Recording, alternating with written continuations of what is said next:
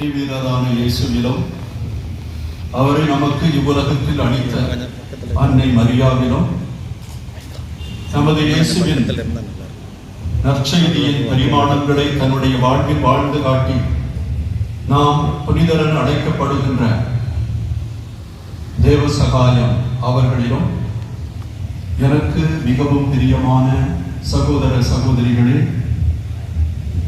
பல்வேறு இடங்களில் இருந்து இந்த திருத்தலத்திற்கு வருகை வந்திருக்கின்ற என் அன்புக்கும் வாஞ்சைக்கும் உரியவர்களே, ஆண்டவரை சந்தித்து தேவசகாயம் அவர்கள் வழியாக உங்கள் பரிந்துரைகளை ஆண்டவரிடம் எடுத்து வைத்திருக்க வந்திருக்கின்ற உங்கள் அனைவரையும் வாழ்த்துகிறேன். இந்த திருத்தலத்திற்கு அதிபராக இருந்து அருமையான செழுமையான வளமையான காரியங்களை எல்லாம் செய்து வருகின்ற பேரரும் தந்தை ரசன்ராஜ் அவர்களே, இங்கு வந்திருக்கின்ற மறைக்கோட்டை தந்தையர்களே மற்றும் மறைமாவட்ட குருக்களே, பல சபைகளை சார்ந்த அருள் தந்தையர்களே, உங்கள் அனைவருக்கும் என்னுடைய வாழ்த்தையும் வணக்கத்தையும் கூறிக்கொள்கிறேன். இன்றைய தலைப்பாக நமக்கு கொடுக்கப்பட்டிருக்கிறது தேவ சகாயம் அவர்கள் வாழ்ந்த விழுமியங்கள் அல்லது அவர் நமக்கு விட்டு சென்ற விழுமியங்கள். உங்களை இன்னொரு வகையில் இந்த உரையின் வழியாக மறையுரையின் வழியாக தியானிக்க அழைக்கிறேன். இந்த உலகத்தில் பேரும் புகழும் வாய்ந்தவர்கள் யார்? யார் யாருக்கு வரலாற்று புத்தகங்கள் எல்லாம் எழுதப்படுகின்றன? யார் யாரையெல்லாம் இந்த உலகம் போற்றுகின்றது? யார் யாரையெல்லாம் வல்லவர்கள் என்றும் ஞானி என்றும் தத்துவர் என்றும் வழிகாட்டிகள் என்றும் போற்றுகின்றது? யார் யாருடைய வாழ்க்கையெல்லாம் மறக்கப்படுகின்றன, புதைக்கப்படுகின்றன, கவனிக்கப்படாமலே போய்விடுகின்றன? இவைகளை எல்லாம் சிந்தித்து பார்க்கும் பொழுது இவ்வுலக விழுமியங்கள் எப்படிப்பட்டவை? வரலாறே இன்றி தங்களுடைய பிள்ளைகளுக்காகவும் குடும்பங்களுக்காகவும் வாழ்ந்து ஒரு தலைமுறைக்கு பிறகு பேச விடாமலே அல்லது அவர்களுடைய பெயர் இல்லாமலே மறைந்து போகின்ற கோடான கோடி மக்கள் அவர்கள் எங்கே இருக்கிறார்கள் என்று சிந்தித்து பார்ப்போம். உலகத்தில் மிகப்பெரியவர்கள் என்று சொல்லக்கூடியவர்கள் எல்லாம் அலெக்சாண்டர், மாமன்னன் அலெக்சாண்டரை நீங்கள் எடுத்துக்கொள்ளுங்கள், அல்லது மாமன்னன் நெப்போலியன் போனபார்ட், நெப்போலியன் தி கிரேட் அப்படின்னு சொல்லுவாங்க. இவர்களை எல்லாம் எடுத்துக்கொள்ளுங்கள். அசோகா, அக்பர், பெரிய பெரிய மன்னர்கள், இவர்களுடைய வரலாறுகள் எழுதப்பட்டிருக்கின்றன. இந்த வரலாறுகள் எல்லாம் எதை சொல்லுகின்றது? இவர்கள் படையெடுத்தார்கள், நிறைய எதிராளிகளை கொன்றார்கள், எதிர்நாட்டு மன்னர்களை தலையில் போட்டு மிதித்தார்கள், அவர்களை கப்பம் கட்ட வைத்தார்கள், பெரிய நாடுகளை எல்லாம் ஆண்டு கொண்டு படாலோகத்திலும் எல்லா விதமான சந்தோஷங்களிலும் அவர்கள் வாழ்ந்து கொண்டிருக்கிறார்கள். அவர்களுக்கு வரலாறுகள் எழுதப்படுகின்றன. அதைத்தான் இந்த உலகம் விழுமியங்கள் என்று எழுதுகின்றன. ஆனால் அலெக்சாண்டரை பாருங்கள், எத்தனையோ படை வீரர்கள் சாவதற்கு அவரே காரணமாக இருந்திருப்பார், எத்தனையோ படை வீரர்களை கொன்று குவித்திருப்பார், எத்தனையோ அனாதைகளை இங்கே ஏற்படுத்தி இருப்பார், எத்தனையோ விதவைகளை நமக்கு தந்திருப்பார், எத்தனை இளக்குவியல்களை அவரை தந்த அவரை இன்றைக்கு மாமன்னன் என்று போற்றுகின்றோமே, அவருடைய விழுமியம் என்ன? அதனாலேதான் டயோஜினஸ் அப்படின்னு சொல்லக்கூடிய தத்துவ ஞானியிடம் அவர் ஒரு ஆற்றங்கரையில ஆடையின்றி சூரியனை பார்த்து மிக சந்தோஷமாக எல்லாவற்றையும் மறந்து தன்னையும் மறந்து மகிழ்ச்சியோடு இருந்தார். அலெக்சாண்டர் போய் நின்றார். என்னடா ஐயா, எங்க போற? இந்த உலகத்தை வெல்ல போகிறேன். வென்ற பிறகு என்ன செய்வார்? அரசாட்சி செய்வேன். அதன் பிறகு எல்லாரும் எனக்கு கற்பம் கட்டுவார்கள், நான் சந்தோஷமாக வாழ்வேன், முடிசூடா மன்னனாக இருப்பேன் என்று சொன்னார். நான் எல்லா சந்தோஷத்தையும் இங்கே வாழ்ந்து கொண்டிருக்கிறேன் மடையா, நீ ஏன் இந்த நாடுகளை எல்லாம் சென்று வென்று நிறைய அந்த இரத்தத்தை எல்லாம் சென்று கஷ்டப்பட வேண்டும் என்று சொன்னவுடன் அவனால் அதை தாங்கிக் கொள்ள முடியவில்லை. ஓடியே போய்விட்டான். அவன் நினைத்தவாறே நிறைய பேரை கொன்று குவித்தான்.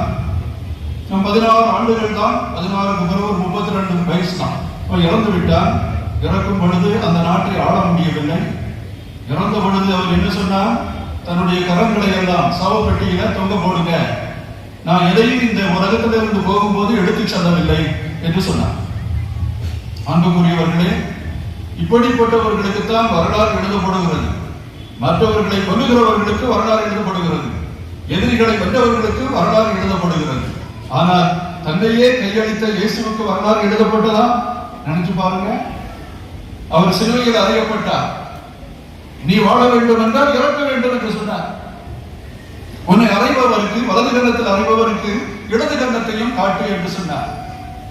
கோதுமை மணி மண்ணில் விழுந்து மடிய வேண்டும் என்று சொன்னார். தன்னை இழப்பவன் தான் வாழ்வான். தன்னை பிறருக்காக சாகடிப்பவன் தான். தன் நண்பருக்காக உயிரை கொடுப்பதை விட மேலான அன்பு எதுவும் இல்லை என்று சொன்னார். அத்தகைய விழுமியங்களை எடுத்துச் சென்ற அந்த மனிதரை இந்த உலகம் கயவன் என்று கூறி, புரட்சிக்காரன் என்று கூறி, அவனுக்கு கிரிமினல் பட்டம் கொடுத்து, குற்றவாளி என்று பட்டம் கொடுத்து, பெரிய பெரிய தீங்குகளை செய்தார் என்று பட்டம் கொடுத்து, அவமானமான ஒரு சாவையை அவர்களுக்கு கையளித்தார். அந்த இயேசுவுக்கு கையளித்தார். அவருடைய வரலாறு எழுதப்படவே இல்லை. அவர் எங்கு பிறந்தார் என்று யாருக்குமே தெரியாது. பிறகுதான் அது எழுதப்பட்டது. இயேசு பாடுகள் பட்டு இறந்த பிறகு அதை யாருக்கும் தெரியாது. இந்த இயேசுவை பற்றி நீங்கள் நற்செய்தியில் மட்டும்தான் கேள்விப்படுவீர்கள். ஆனால் பிளீனி, ஹெரோடோட்டஸ் போன்ற பெரிய பெரிய வரலாற்று ஆசிரியர்கள் இயேசுவை பற்றி ஒரு வார்த்தை கூட அதிகமாக எழுதவில்லை. யோசேபூஸ் என்று யூத பெரியவர் அவர் எழுதியிருக்கிறார். அவர் எழுதிய 10 புத்தகங்கள் அடங்கிய அந்த புத்தகத்தை பற்றி கூட இயேசுவை பற்றி அதிகமாக சொல்லவில்லை. ஸ்நாபகரை பற்றி சொல்லப்பட்டிருக்கிறது, இயேசுவை பற்றி வரலாறு எழுதப்படவில்லை. நம்ம நற்செய்தியின் வழியாகத்தான் இயேசுவை அதிகமாக அறிகின்றோம். அவர் காட்டிய விழுமியங்கள் என்ன? உண்மைக்காக இறந்து மடிந்தார், உன் நண்பனுக்காக இறந்து மடிந்தார், அன்புக்காக இறந்து மடிந்தார். அதுதான் மேலான வாழ்வு. உன்னிடம் இருப்பதை பகிர்ந்து கொடு, துணிவோடு நில், எதுக்கும் நீ அஞ்சாதே. பாருங்க, மகன் அப்பம் கேட்டால் கல்லை கொடுப்பாரா? மீனை கேட்டால் தேளை கொடுப்பாரா அல்லது பாம்பை கொடுப்பாரா? உங்கள் தந்தை எல்லாவற்றையும் அறிந்திருக்கிறார். நீங்கள் கேட்பதை எல்லாம் கொடுப்பார். நீங்கள் அக்கம் பக்கம் செல்ல வேண்டாம், நம்பிக்கை வையுங்கள் என்று சொன்னார். ஏழைகளே, நீங்கள் பேறு பெற்றவர்கள். யாருமே அப்படி சொன்னது கிடையாது. பசி பட்டினியோட இருக்கிறவன், வீடு இல்லாம இருக்கிறவன், எந்த பதவி இல்லாம இருக்கிறவன், வேலை இல்லாம இருக்கிறவன், சம்பாத்தியம் பண்ண முடியாதவன், சம்பன் வேலைக்கு போனாலும் கூலி கிடைக்காம ஏமாற்றப்பட்டு வாழக்கூடியவன், அவர்களை எல்லாம் பார்த்து நீங்கள் பேறு பெற்றவர்கள் என்ற ஒரு விழுமியத்தை ஆண்டவர் விட்டு சென்றாரே இயேசு. அந்த மனிதன் தான் இன்று வாழ்ந்து கொண்டிருக்கிறார். அந்த மனிதனை பற்றித்தான் நெப்போலியன் இறக்கும் பொழுது சொன்னான், ஓ கலிலேயன், you are still alive, you are an eternal Galilean என்று சொன்னான். நீ எப்பொழுதும் வாழ்ந்து கொண்டிருக்கின்ற ஒரு கலிலேயன் ஐயா. நீ இறந்து விட்டாலும் இன்றைக்கும் வாழ்ந்து கொண்டிருக்கிறாய். நான் இறந்து விட்டேன் என்றால் என்னுடைய போர் வீரன் கூட நாளைக்கு என்னை பற்றி பேச மாட்டார். ஆனால் இயேசுவே, இது எப்படி முடிகிறது? நீ இறந்து விட்டீர், 3ஆம் நாள் உயிர்த்து விட்டார் என்று சொல்லுகிறார்கள்.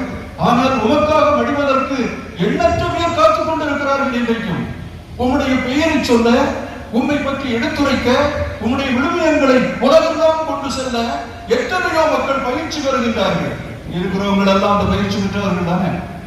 உங்களில் நிறைய பேர் நற்செய்தி போதகர்களாக இருக்கிறீர்கள். இந்த பயிற்சி எல்லாம் யாரை பற்றியது? இந்த உலக வரலாற்று ஆசிரியர்கள் யாருமே எழுதப்படாத ஒரு சாதாரண மனிதன் கொடுத்த விழுமியம் இன்றைக்கு உலகத்தை ஆண்டு கொண்டிருக்கிறது. உலகத்தை நெருப்பில் வேக வைத்துக் கொண்டிருக்கிறது. நாம் எல்லோரும் இந்த ரகசியங்களினால, கடவுளுடைய போதனைகளினால நாம் எல்லாரும் குடவிடப்பட்டுக் கொண்டிருக்கிறோம். இறை வார்த்தை நம்மில் எரிந்து கொண்டிருக்கிறது. இறை வார்த்தை நமக்கு தீபமாக ஒளிந்து கொண்டிருக்கிறது. இது நம்மை தூண்டிக் கொண்டிருக்கிறது. இந்த பின்னணியில் தான் இயேசுவையும் தேவசகாயம் அவர்களையும் நாம் பார்க்க வேண்டும். இன்றைக்கு 262 ஆண்டுகளுக்கு முன்னால் அவர் இறந்து விட்டார். அவர் இறந்தது காற்றாடி மலை, உங்களுக்கு தெரியும், 6ஆம் படி அந்த பக்கத்துல இறந்து விட்டார். இன்னைக்கு சொன்னாங்க அந்த இறப்பு நாளை கொண்டாடுகிறோம் என்று. திருச்சபையில் அது இறப்பு நாள் அல்ல, திருச்சபையில் அதுதான் பிறப்பு நாள், விண்ணகத்தின் பிறப்பு நாள். தூய ஸ்தேவான் அவர்தான் முதலாக இயேசுவுக்காக இறந்தார். இயேசுவினுடைய பிறப்பிற்கு அடுத்த நாளே அவருடைய நாளை கொண்டாடுகிறோம். அவர் இறந்தார், அதற்காக கவலைப்படவில்லை. அவர் மறுபடியும் பிறக்கிறார் என்பதை பற்றித்தான் நாம் யோசிக்கிறோம். அத்தகைய விழுமியத்தை விட்டு சென்றவர் தான் தேவசகாய். அவருடைய இறப்பு ஒரு இறப்பு அல்ல, அது ஒரு உயிர்ப்பு, அது ஒரு பூகம்பம். இன்றைக்கும் எல்லோரையும் ஈர்த்துக் கொண்டிருக்கிறது.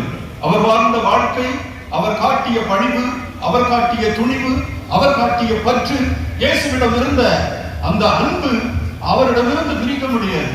இதுதான் அவருடைய விழுமியங்கள். அந்த விழுமியங்களுக்கு காரணமாக இருந்தது என்னவென்றால் அவருடைய துன்பம். நம்ம எல்லாம் துன்பம் வேண்டாம் என்று சொல்லிதானே இங்க வருகிறோம். தேவசகாய் புண்ணியவாளனே, எங்களுக்கு நல்ல வேலை கிடைக்கணும், எங்க நோயெல்லாம் நீங்கணும், எங்க கஷ்டம் எல்லாம் நீங்கணும், எங்க மன வருத்தம் எல்லாம் நீங்கணும், எங்க பாரம் எல்லாம் நீங்கணும், அப்படித்தானே நம்ம வர்றோம். ஆனால் துன்பம் வந்த பொழுது ஆண்டவரை பற்றி சிந்தித்தார். தேவசகாயம் ஒரு தேடல், a man with a search. அவர் துன்பத்துக்கு காரணம் என்ன என்பதை திலனாய் அவரோடு கலந்து கொள்ளுகிறார். இந்த மாதிரி எல்லாம் துன்பம் வருகிறது, என்னால ஒண்ணுமே செய்ய முடியலையே. துன்பம் அவருக்கு ஒரு தடையாக இருக்கவில்லை, துன்பத்தை அவரோடு பகிர்ந்து கொள்கிறார். அந்த துன்பம் தான் விசுவாசத்தின் ஒரு படிக்கலாக அவருக்கு வந்துவிட்டது. இயேசுவை பற்றி திலனாய் சொல்லுகிறார், இயேசுவினுடைய வாழ்வு வித்தியாசமானதப்பா.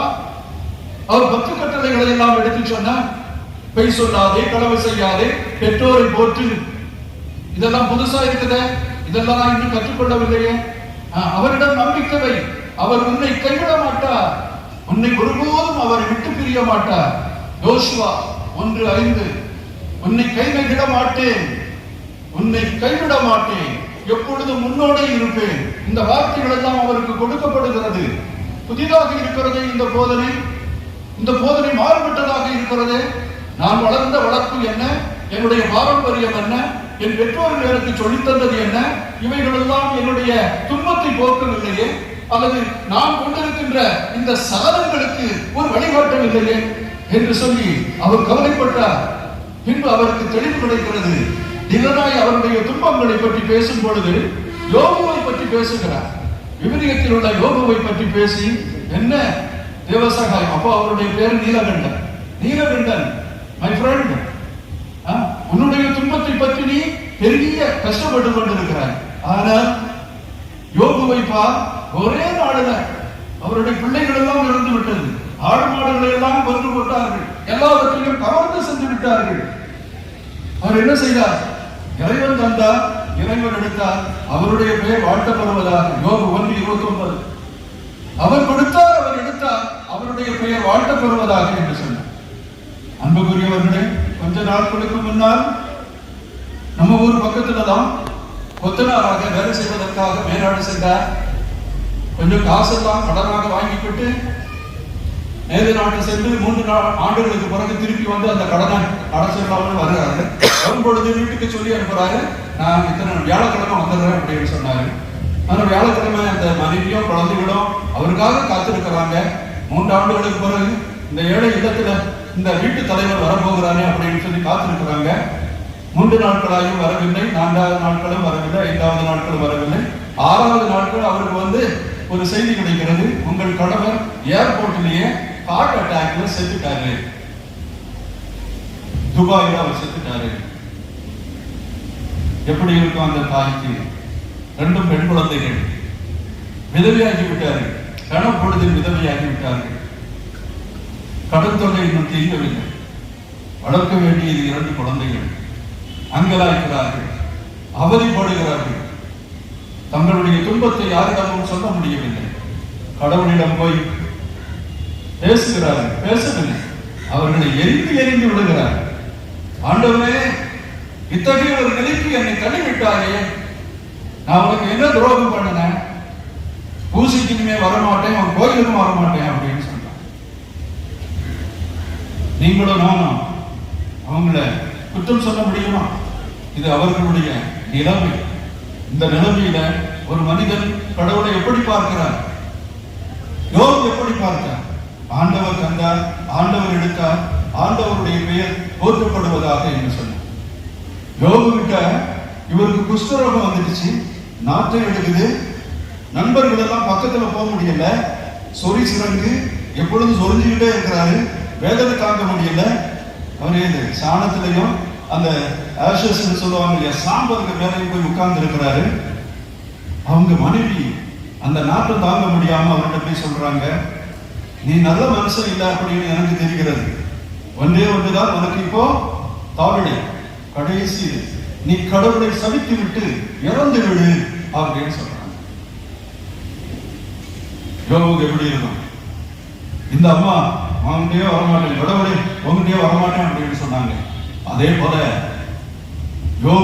யோபுடைய மனைவி இந்த நிகழ்ச்சிகளை எல்லாம் பார்த்துவிட்டு இப்படித்தான் சொல்றாங்க, நீ கடவுளை சபித்து விட்டு இறந்து விடு, அதுதான் நல்லது அப்படின்னு சொல்றாங்க. அப்ப அவர் என்ன சொல்றாரு? அறிவிலியாக பேசுகிறாரு. கடவுள் நல்லது தந்தது பொழுது இவ்வளவு சந்தோஷமாக இருக்கும், சின்ன சின்ன துன்பங்களை எல்லாம் நாம் ஏற்று வாழ முடியாதா என்று சொல்லி கட்டிவிடுகிறார். இது தேவசகாயத்திற்கு ஒரு புரட்சியை ஏற்படுத்துகிறது. மனம் மாறுகிறார், விவிலியத்தை வாசிக்கிறார், நற்செய்தியை வாசித்த அவர் நற்செய்தியாகவே மாறுகிறார். இன்றைக்கு அவர் ஒரு நற்செய்தியாகவே வாழ்ந்து விட்டார். அன்புக்குரியவர்களே, நாம் எல்லோரும் நற்செய்தியை படிக்கின்றோம் அல்லவா? இல்லைங்களா? விவேகானந்தர், மகாத்மா காந்தி இவர்கள் கிறிஸ்தவர்கள் ஆகாவிட்டாலும் மலைப்பொழிவை பற்றி இந்த உலகம் தெரிந்து கொள்ளுகிற அளவுக்கு ஃபேமஸ் ஆனது அது எப்பொழுது? மகாத்மா காந்தியார். இந்த உலகத்தில் எந்த நூலும் அழிந்து போகலாம், மலை பிரசங்கத்தை அடித்து விடாதீர்கள், அது என்னுடைய பொக்கிஷம் என்று விவேகானந்தர் கொள்ளுகிறார். நான் மட்டும் பாலஸ்தீனாவில் பிறந்திருந்தால் என்னுடைய ரத்தத்தை கீறி என் இதயத்தை பிளந்து அந்த ரத்தத்தினால் அந்த திருவடிகளை எழுதி இருப்பேன் என்று சொல்லுகிறார். என்ன ஆர்வம், என்ன அழுத்தம் பாருங்க. அதுதான் ஒரு மனிதன் அந்த உண்மையான விழுமியங்களை தந்து கடவுளாக மாறி அந்த அன்பை சொல்கின்ற அந்த மனிதனோடு ஏற்படுகிற அந்த உறவை அப்படியே மாற்றிவிடுகிறது. யாரும் இப்பொழுது இயேசுவை பார்க்க முடிவதில்லை, ஆனால் அவர் விட்டு சென்ற அந்த போதனைகள், அவருடைய வாழ்வு முறைகள், அவருடைய அணுகுமுறைகள் எப்படி எல்லாரையும் அனுப்பிச்சிடுறாரு, எல்லாருக்கும் ஆசீர்வாதம் சொல்றாரு, கடவுள் உங்களை அன்பு செய்கிறார் என்று சொல்கிறார். நான் உங்களை அன்பு செய்வது போல நீங்கள் ஒருவரை அன்பு செய்யுங்கள் என்று சொல்லுகிறார். அவர் சொல்லுகிற கட்டளைகளை பாருங்கள். நான் உங்களுக்கு புதிய கட்டளை கொடுக்கிறேன், நீங்கள் ஒருவரை அன்பு செய்யுங்கள். அடுத்தது, நான் உங்களை அன்பு செய்தது போல நீங்கள் என்னை அன்பு செய்யுங்கள் என்று சொல்லல, மாறாக நீங்கள் ஒருவரை அன்பு செய்யுங்கள் என்று சொன்னார். அந்த கட்டளைகள் எல்லாம் வித்தியாசமா இருக்கிறது. இது எல்லாத்தையும் வித்தியாசமாக வாசித்து பார்க்கிறார். இதை அது ஒரு விழுமியமாக அவருக்கு வந்து விடுகிறது. அதனாலதான் அவரால் சொல்ல முடிந்தது. உண்மையில் என்னை பொறுத்த மட்டில் பவுலடிகளார் சொல்லுவார், பிலிப்பியருக்கு எழுதிய திருமுகம் 1வது அதிகாரம் 8வது வசனம், ஆண்டவராம் இயேசுவை பற்றிய அறிவே நான் பெறும் ஒப்பற்ற செல்வம். இதன் பொருட்டு மற்ற எல்லாவற்றையும் குப்பை என கருதுகிறேன். அவர் பொருட்டு எல்லாவற்றையும் இழந்து விட்டேன். கிறிஸ்துவை ஆதாயமாக்கிக் கொள்ள அனைத்தையும் குப்பை என கருதுகிறேன். இந்த வார்த்தைகள் எல்லாம் பசுமரத்தாணி போல தேவசகாயம் அவர்களுடைய நெஞ்சில் பதிந்து விட்டது. அடித்தார்கள், உதைத்தார்கள், காயங்கள் உண்டாக்கினார்கள், மிளகாத்தூள் எல்லாம் போட்டு தூவினாங்க, நட்டநெசு வெயில்ல கெட்டி வைத்து நாள் முழுதும் அங்கே அவரை பசியாக கொடுமைப்படுத்தினார்கள். என் இறைவனை மறவேன், இறப்பினும் என் இறைவனை மறவேன். விருதுவார் எப்படிப்பட்ட ஒரு விழுமியத்தை அவர் விட்டு செல்லுகிறார் பாருங்கள். அந்த துணிவு, அந்த பற்று, இயேசுவின் மீது கொண்ட அந்த தாகம், ஆசை அவரை அப்படியே மாற்றிவிட்டது. ஒரு புதிய மனிதனாக மாறிவிட்டார், ஒரு புரட்சி மனிதனாக மாறிவிட்டார். இந்த புரட்சியை அவர் பெற்ற காரணத்தினால் இயேசுவில் அனைவரும் சொன்னோம். இயேசுவில் கிரேக்கன் என்றும் யூதன் என்றும் இல்லை, மிலேச்சன் என்றும் பெரியவன் என்றும் உயர்ந்த குடிமக்கள் என்றும் இல்லை, ஆண் என்றும் பெண் என்றும் இல்லை. இயேசுவில் எல்லாருமே சமம். அவர் வாழ்ந்த காலத்தில் அவைகளை எல்லாம் உடைப்பதற்காக, அவைகளை எல்லாம் தகர்த்தறிவதற்காக தெருவுக்கு வந்தார், அவர்களோடு உட்கார்ந்தார்.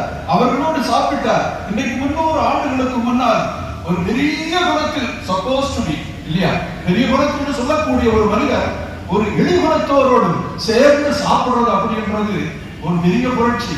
அவருடைய அம்மையா முகத்தை சொல்லிக்கிறாங்க, எப்படிப்பா நீ இப்படி போய் அவங்களோடு உட்கார்ந்து சாப்பிட முடியும் அப்படின்னு சொல்றாங்க. நான் ஒரு நல்ல உண்மையை கண்டு கொண்டேன், நான் வீட்டை கண்டு கொண்டேன், இயேசுவை கண்டு கொண்டேன், நீயும் அந்த வழிக்கு வான்னு சொன்ன உடனே நான் வரமாட்டேன்னு சொல்லி அந்த அம்மா தடுக்கிறாங்க. முதல்ல அவங்க தடுக்கிறாங்க, அவங்க வர விருப்பம் இல்லை. அதுக்கு பிறகு இவருடைய வாழ்வை பார்க்கிறாங்க. வாழ்வை பார்த்து முதலில் அவர் மனம் திரும்பிய அவருடைய எவாஞ்சலைசேஷன் பாருங்க. Evangelisation starts from the family. சொல்லுவாங்க இல்லையா, வையத்துள் வாழ்வாங்கு வாழ்பவன் வாழ்முறையும் தெய்வத்துள் வைக்கப்படும். தன்னுடைய கணவருடைய செயல்முறைகள், அவருடைய நிலைப்பாடுகள், அவருடைய புதிய விசுவாச கொள்கைகள் எல்லாம் தனக்கு பிடிக்கவில்லை. ஆனால் அந்த மாறுபட்ட வாழ்வை பார்த்து மயங்கி விடுகிறார்கள் அந்த அம்மா. அந்த அம்மா அதன் பிறகு எனக்கும் இத்தகைய வாழ்வை தாருங்கள் அப்படி என்றால் நீயும் தான் ஞானஸ்நானம் பெற்றுக்கொள் என்று சொல்லி அவருக்கும் ஞானஸ்நானம். அதுதான் நற்செய்தி. நற்செய்தியின் போதகராக மாறியவர் நற்செய்தியாகவே மாறிவிட்டார். ஞானப்பூ தரஸ் அப்படின்னு தான் அவங்களுக்கு பெயர் கொடுக்கிறாங்க. அதுக்கு பெயர் ஞானப்பூவா. அந்த ஞானப்பூ அம்மையார் இந்த மனிதரை போல வாழ ஆரம்பித்து விட்டார். நான் என்ன நினைக்கிறேன்னா, திருச்சபை 2 பேருக்கும் புனித பட்டம் கொடுக்கணும். இப்பொழுது நம்ம வெயிட் பண்ணுவோம். அவர்களுக்கு புனித பட்டம் கொடுத்திருக்கிறோம். ஆனா இந்த புனித பட்டத்துல பாதி பங்கு யாருக்கு உண்டு? ஞானப்பூ அம்மாவுக்கும் உண்டு. ஏனென்றால் இவர்கள் இறந்த பிறகு அவர்களை யார் கவனித்தது?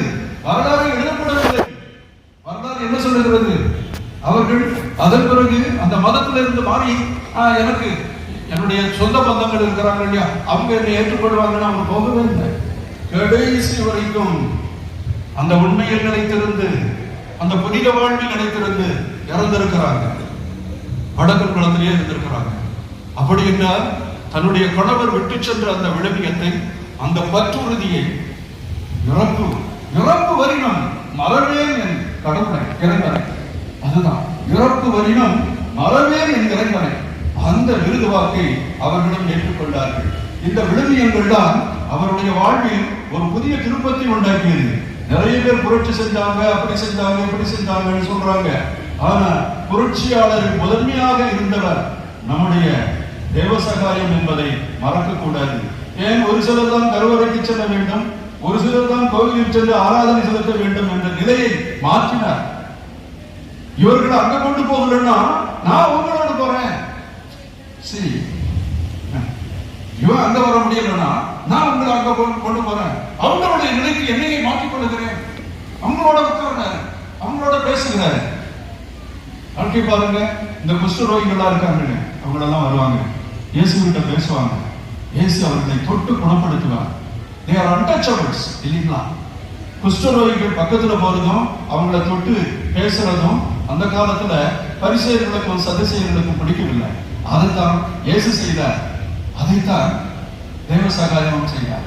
இந்த ஏழைகளோடு untouchables, தொட முடியாதவை திட்டுப்பட்டவர். இந்த புஸ்தகத்தில் வாசிக்கும் பொழுது யார் யாரெல்லாம் எத்தனை அடி தள்ளி இருக்கணும், நம்பூதிரிக்காரர்களுக்கு போனா அவன் பாதிக்கு முன்னாலே வரக்கூடாதான், 72 அடி தள்ளி இருக்கணுமா? என்னையா அநியாயம்! இன்றைக்கு தான் இதை நினைத்து பார்க்க முடியுமா? அன்றைக்கு அவர் செய்த புரட்சி இன்றைக்கு நாம் இருக்கிறோம். இது விசுவாச கனிகள் மட்டுமல்ல, சமுதாய கனிகள், சமுதாய மாற்றங்கள், மனநிலை மாற்றங்கள், உறவு மாற்றங்கள், எல்லாருமே மனித மாற்றங்கள், எல்லா மாற்றத்திற்கும் இவர் காரணராக இருந்திருக்கிறார். உண்மையாக இவரை படித்தீர்கள் என்றால் இயேசுவின் சரிதையோடு இதை ஒட்டி பார்க்கலாம். ஏனென்றால் இயேசுவின் நெருங்கிய சீடர், அவருடைய மனதை அறிந்திருந்தவர், அவருடைய அன்பின் ஆழம் நீளமாக இல்லைங்களா? அந்த பணி அடிச்சா பாருங்க, அவர் படாத பாடுகிறார். அவர் ஒரு பணியை போல 2 கையையும் கட்டி காலையும் கட்டி அந்த கொம்புல அவரை தூக்கிட்டு போறாங்களே, எல்லாரும் பார்க்க சிரிக்க. எந்த அளவுக்கு அவரை துன்புறுத்தினார்களோ அந்த அளவுக்கு மக்கள் அவரிடம் வர பார்த்தார்கள். மக்கள் சாலை சாலையாக வந்து தேவசகாயத்தோடு பேசியதை பார்த்து மார்த்தாண்டவர்மன் பயந்து அவரிடம் அதை சொல்லுகிறாங்க. இவன் இப்படி இருந்தா நிறைய பேர் வந்து விடுவாங்க. அதனாலதான் பயந்து அவரை கொல்ல கட்டளை இடுகிறான். ஆரவாய் முடியும். அப்போ நற்செய்தியின் பலத்தை யாரும் தடுக்க முடியாது. அவர் இறந்த பிறகுதான் நிறைய பேர் அவர்கிட்ட வர்றாங்க. நோய் நீங்குகிறது, மனபாரம் நீங்குகிறது, திருமணம் நடக்கிறது, தீராத நோய்கள் எல்லாம் போகிறது, வறுமை, கஷ்டம், துன்பம் எல்லாத்தையும் இன்றைக்கும் அவர் பெயரால எத்தனை பேர் குணமடைகிறார்கள், நலமடைகிறார்கள், பலம் பெறுகிறார்கள். ஆண்டவன் பக்கத்துல ஓடி வர்றாங்க. இந்த திருத்தலமும் அதில் ஒன்றுதான் அன்புக்குரியவர். எனவே நாம் எல்லோரும் இந்த விழுமியங்களை எல்லாம் அவருடைய விழுமியங்களை சொல்லி மாடாது. ஒவ்வொன்றையும் ஒவ்வொரு நாள் பேசிக்கிட்டு இருக்கலாம். அவர் உண்மை உடையவர், இறைப்பற்று உடையவர் என்று சொல்லிக் கொள்ளலாம், சமுதாய புரட்சியாளர் என்று சொல்லிக் கொள்ளலாம், சமதர்மம் உடையவர், சமத்துவத்தின் மேன்மையை தூக்கி பிடித்தவர். இவ்வாறு ஏராளமான விழுமியங்களை நாள் முழுவதும் பேசிக் கொண்டிருக்கலாம். இன்றைக்கு இருக்கிறவங்களுக்கு எல்லாம் he had been an inspiration for the modern revolutionaries அப்படின்னு சொல்லலாம். அன்புக்குரியவர்களே, இத்தகைய ஒருவரை நம்முடைய மறை மாவட்டத்தில் அல்லது நம்முடைய மாவட்டத்தில் கன்னியாகுமரி மாவட்டத்தில் இறைவன் ஈண்டெடுத்ததற்காக அவருக்கு நாம் நன்றி செலுத்த வேண்டும். இயேசுவிடம் அந்த பற்றும் மாதாவிடம் கொண்ட அன்பும் இவரை தூண்டியது. எதற்கும் பயப்படவில்லை. எந்த நிலையிலும் அண்ணா நீ எதுவும் செய்யலாம், செபஸ்தியார் அந்த காலத்துல நீ எதுவும் செய்யலாம், என்னுடைய தலைவனை நான் மறக்க மாட்டேன். அம்புகள் எய்யப்படுகின்றன, தாங்கிக் கொள்ளுகிறார் செபஸ்தியார். அதே போல தோட்டாக்கள் துளைக்கின்றன, மசியவில்லை. உயிரையே படையம் வைக்கின்ற அளவுக்கு ஒரு மனிதர் இறைவனிடம் அன்பு கொண்டு இந்த சமுதாயத்தை அன்பு செய்து வாழுகிறார் என்றால், அன்புடையார் என்பும் உரிய பிறர்க்கு வள்ளுவர் சொல்வார். அன்பு இருக்கிறவன் அவனுடைய எலும்பு, தோல், சதை எல்லாமே பிறருக்காகத்தான் இருக்கும். அவதான் அதுதான் வையத்துள் வாழ்வாங்கு வாழ்பவன். அது இல்லறத்தில் வாழக்கூடியவங்க. அதுவும் இந்த புனிதர் இல்லறத்திலே புனிதராக வாழ்ந்து இன்றைக்கு நாம் அவரை போற்றுகிறோம். முதல் இந்திய புனிதர் ஒரு இல்லறத்தில் வாழ்ந்தவர். இன்னைக்கு 200 ஆண்டுகளும் அன்போன்சாமா இருக்கிறாங்க, தரிசாமா இருக்கிறாங்க, நம்ம அன்னி தரிசாமா இருக்கிறாங்க, இவங்களெல்லாம் இருக்கிறாங்க. ஆனா இவங்களுக்கு முன்னாலே 100 ஆண்டுகளுக்கு முன்னாலேயே வாழ்ந்து 200 ஆண்டுகளுக்கு முன்னால வாழ்ந்து இந்த பேருப்புகளும். ஆனால் இவருடைய வரலாறு மறைக்கப்பட்டிருக்கிறது. கடவுள் நினைத்தால் யார் அந்த வரலாற்றை மறைக்க முடியும்? அதனால நிறைய புதிய தகவல்கள் எல்லாம் இன்றைக்கு கிடைக்கிறது. ஒவ்வொரு தகவலும் கிடைக்க புதிய அனுபவம் இவரை பற்றி தெரிகிறது. அன்புக்குரியவர்களே, இந்த புனிதரை தந்ததற்காக இறைவனுக்கு நன்றி செலுத்துவோம். ஆண்டவர் மீது நம்முடைய நம்பிக்கையை பெருக்குவோம். எந்த நிலையிலும் தளர்வுற மாட்டேன், என் ஆண்டவருக்காக என் உயிரையும் கொடுப்பேன். என்னில் வாழ்வது கிறிஸ்துவே, என்னில் வாழ்வது கிறிஸ்துவே. சாவு எனக்கு பெருமை, சாவே எனக்கு ஆதாயம் என்று பவுலடிகளார் கூறியது போல நாம் எல்லோரும் அந்த உறுதியான பற்றில நிலைத்திருக்க ஆண்டவரை நோக்கி மன்றாடுவோம். நற்செய்தியை படிக்கிறோம், நற்செய்தியை மற்றவர்களுக்கு எடுத்துக் கூறுகிறோம். ஆனால் நற்செய்தியாக வாழுகிறோமா? ஒரு தேவ சகாயத்தை போல நம்முடைய வாழ்வும் அமைந்திருக்கிறதா என்று சிந்திப்போம். இறைவன் என்றென்றும் வாழ்த்துக்கிறார்.